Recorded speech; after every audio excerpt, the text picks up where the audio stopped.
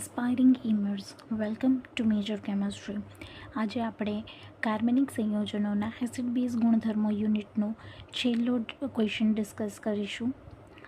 બાકીના જે અગત્યના IMP ક્વેશ્ચન્સ છે તે આપણે ઓલરેડી ડિસ્કસ કરી લીધા છે અને ચેનલ પર અપલોડેડ છે, તમે એ ચેક કરી શકો છો. આજનો આપણો ક્વેશ્ચન છે, પિક્રિક એસિડમાં COOH એટલે કે કાર્બોક્સિલિક સમૂહ ગેરહાજર હોવા છતાં એસિડિક છે, સમજાવો. તો આ સમજાવવા માટે ફર્સ્ટ ઓફ ઓલ આપણે શું કરીશું કે પિક્રિક એસિડનું બંધારણ આપીશું. પિક્રિક એસિડનું બંધારણ કઈ રીતે દોરવાનું છે? સૌ પહેલાં એક બેન્ઝીન ડ્રો કરીશું. બેન્ઝીનની ઉપર OH એટલે શું બન્યું? ફિનોલ.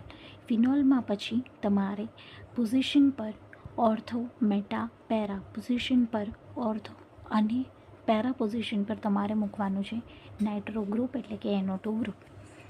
ચર્ચા કરીએ તો ફિનોલમાં ઓર્થો અને પેરા સ્થાનમાં NO2 સમૂહ દાખલ કરવામાં આવે તો OHનું બંધ વિયોજન ઝડપી થાય છે. અહીંયા આપણે શું જોઈએ છીએ કે ફિનોલમાં જ્યારે ઓર્થો અને પેરા પોઝિશન પર NO2ને આપણે એડ કર્યા છે અને દાખલ કરવા દીધા છે તો તે સમયે જે OH બંધનું વિયોજન છે એ સ્પીડી થાય છે, ફટાફટ થાય છે. તેથી શું થશે તો કે તેથી ઓર્થો અને પેરા નાઇટ્રોફિનોલ વધુ એસિડિક હોય છે.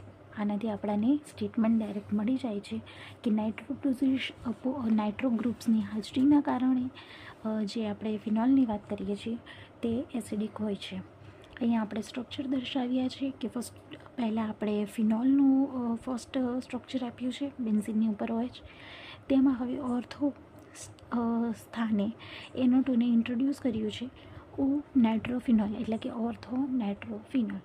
જો તમારે જ્યારે અહીંયા કાર્બનની નેમિંગ કરવી હોય, મતલબ કાર્બનને નંબર આપવા હોય તો નંબરિંગ માટે આવી રીતે હોય કે જ્યાં ફંક્શનલ ગ્રુપ અટેચ છે તે કાર્બનને ફર્સ્ટ કન્સિડર કરવાનો, એવી રીતે 1 2 3 4 5 6.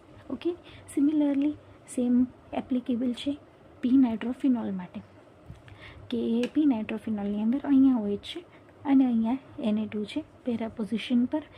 આ પોઝિશન્સ જો તમને ઓર્થો, પેરા, મેટા એ ના ખબર હોય તો એના માટે આ નીચે મેં જાણકારી આપી છે. એ જાણકારી એવી રીતે છે કે જ્યારે બેન્ઝીનમાં કાર્બન અહીંયા 1 અને 2ની વાત કરીએ તો કાર્બન નંબર 1 અને 2 પર વિસ્થાપન થાય છે તો તેને આપણે ઓર્થો સ્થાન કહીએ છીએ. હવે જ્યારે કાર્બન નંબર 1 અને કાર્બન નંબર 3 પર એટલે કે 1 3 કાર્બન પર વિસ્થાપન થાય તો તેને મેટા સ્થાન કહેવાય છે. અને અંતમાં કાર્બન નંબર 1 અને કાર્બન નંબર 4 એટલે કે 1 4 કાર્બન પર વિસ્થાપન થાય તો તેને પેરા સ્થાન કહેવાય છે. ઓકે, હવે આપણે આમ ફિનોલમાં કેન્દ્રમાં એક પછી એક NO2 સમૂહ દાખલ કરવામાં આવે છે, તેની એસિડિકતામાં વધારો થાય છે. એટલે જેમ જેમ નાઇટ્રો ગ્રુપ ઇન્ક્રીઝ થશે, more number of nitro groups is equal to more acidity. જેથી 2 4 6 ટ્રાઇનાઇટ્રોફિનોલ એટલે કે પિક્રિક એસિડ કાર્બોક્સિલિક એસિડ કરતાં વધારે એસિડિક બને છે. ઓકે, મેઇન રીઝન શું છે એસિડિકતાનો? તો કે નાઇટ્રો ગ્રુપની હાજરી. COOH છે તેનાથી વધારે એસિડિક છે પિક્રિક એસિડ, પણ તેના કરતાં ઓછું એસિડિક છે ઓર્થો પેરા જે આપણો ફિનોલ છે તે. લાસ્ટમાં ફરી આપણે સ્ટેટમેન્ટની રીતે લખી દઈએ કે જેટલા NO2 સમૂહ વધુ એટલો વધુ એસિડિક. હોપ સો કે તમને આ સમજ આવી ગયો હશે ક્વેશ્ચન, અને પ્રીવિયસ ક્વેશ્ચન્સ પણ તમે રિવાઇઝ કરતા હશો because revision is a route to treasure.